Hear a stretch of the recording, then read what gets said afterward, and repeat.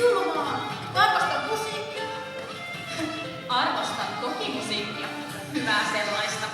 Ja näytät unohtavan, että tämä sali on tällä hetkellä käytössä.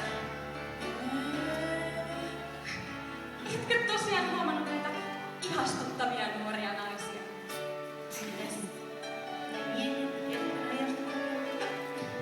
Miehetkin ovat oikein ihastuttavia. Mitä sinä edes täällä teet? Tulit juontamaan pukukilpailua tietysti. Mitäs sinä täällä teet? Tulin palvelemaan musiikin juhalattaria tälle ihanalle lavalle. Opeta! Tässä on oiva tilaisuus opettaa sinulle lisää idolin käytöstapoja. Minä ei kiinnosta idolius. Paras kiinnostaisi, jos haluat laulaa. Idolin tulee pystyä juontamaan suurtapahtumia, ja sinä olet sotkemassa minun juontoni. Ai minkä juona? Yukikonin yksilö-cosplay-kilpailun juonnon tietysti. Sana hirviö, mitä ihmettä tuo tarkoittaa? Sivistymätön houkka. Olen nyt hiljaa. Minä viihdytän yleisöä.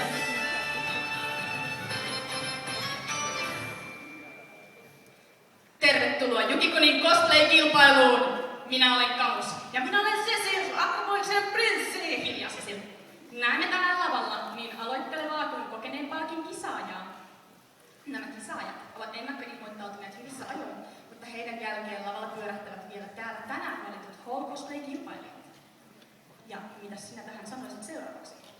No, minua kiinnostaisivat palkinnot. Hyvä huomio. Kaikista sarjoista 3 parhaiten sijoittunutta saa asianmukaisen lajitunnusmerkillä varustetun pokaalin tai mitalin. Oh, upeaa! Eli aloittelija on joku, joka ei ole kilpailut ennen. Miten yllättävän fiksu kommentti. Näin se on. Ja ensimmäisenä kutsumme lavalle aloittelijoista kilpailun numero 3, Monika Tiira, hahmolla Anna Elizabeth DeWitt, pelistä Bioshock Infinite Burial at Sea.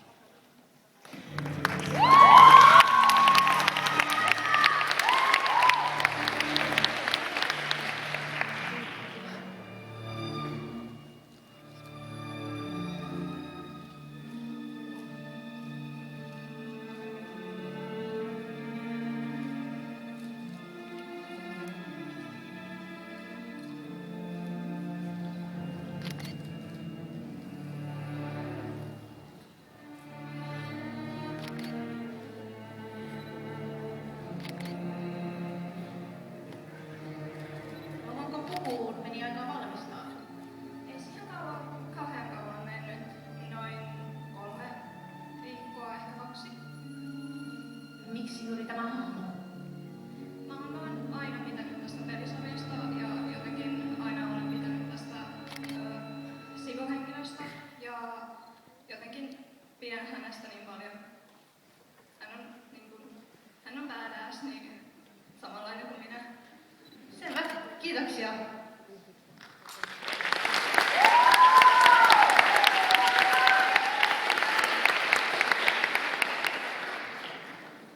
Numerolla 4 nimellä QBB, hahmolla Agua, pelistä Kingdom Hearts Birth by Sleep.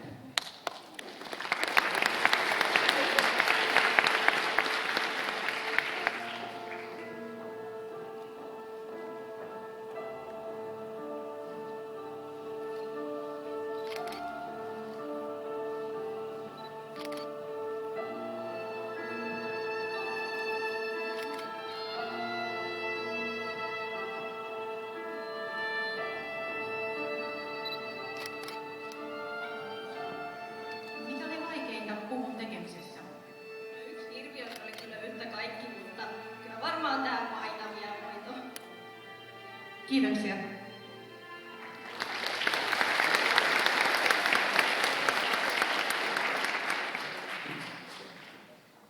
Seuraavana kilpailija numero 7, Tomato Ninja, hahmolla pelistä The Legend of Zelda Wind Waker.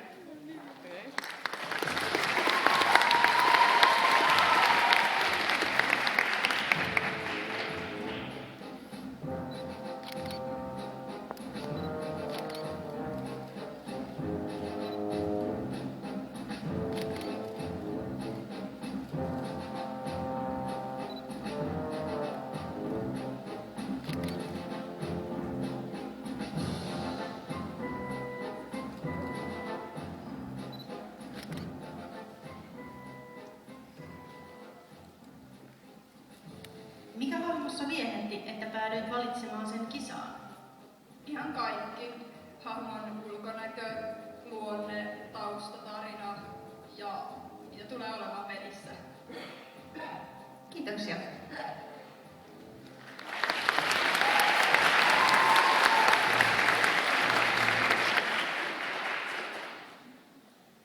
Numerolla 8 Bambi Panic hahmolla Princess Rosalina pelistä Super Mario Galaxy.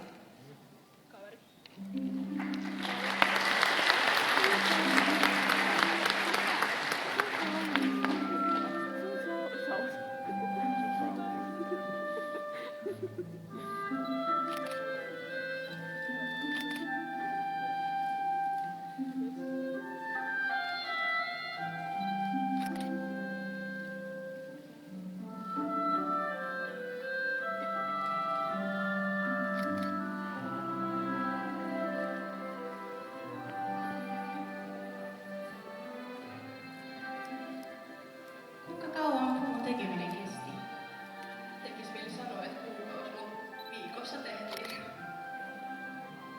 Miten puun pitäminen vaikuttaa esim. Käyttäytymiseesi? No, omalla tavalla rauhoittaa, että jotenkin se hahmon luonne tulee päälle vähän semmoinen rauhallisempi. Kiitoksia.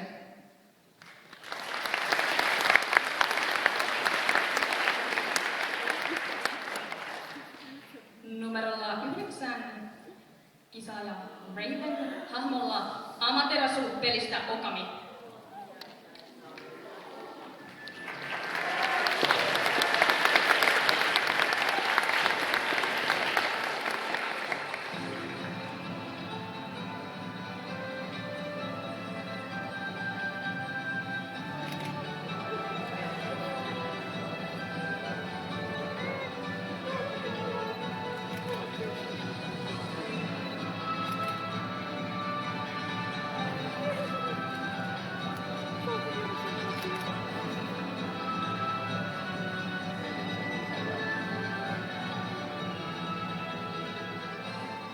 Osaatko puhua koiraa?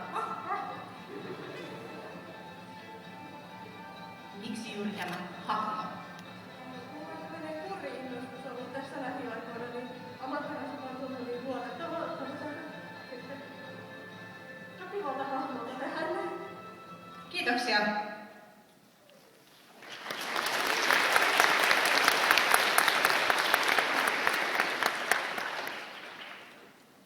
Kilpailija numero 10 Nia Saarela hahmolla Fenris pelistä Dragon 2.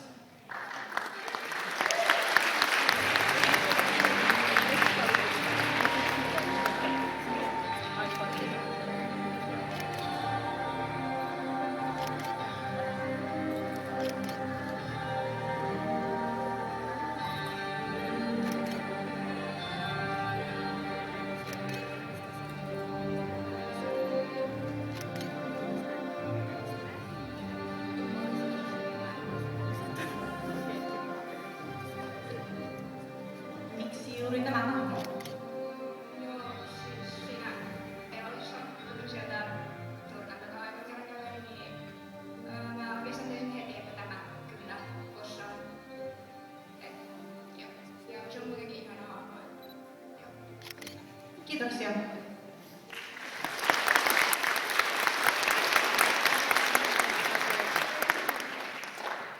Ja viimeisenä kisaajana aloittelijoiden sarjassa Punumi hahmolla Freya Crescent pelistä Final Fantasy 9.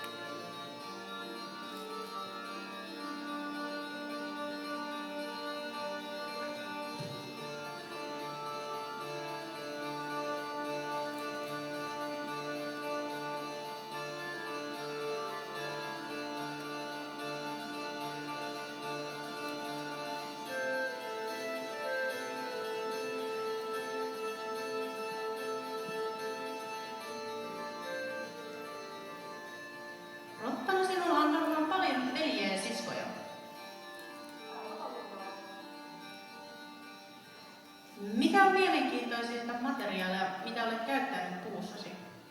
No tässä puussa on esimerkiksi pizzalaatikkoa. Sitten löytyy puusta myös leipäpussien sulkia ja sitten saunapetlettä. Selvä, kiitoksia.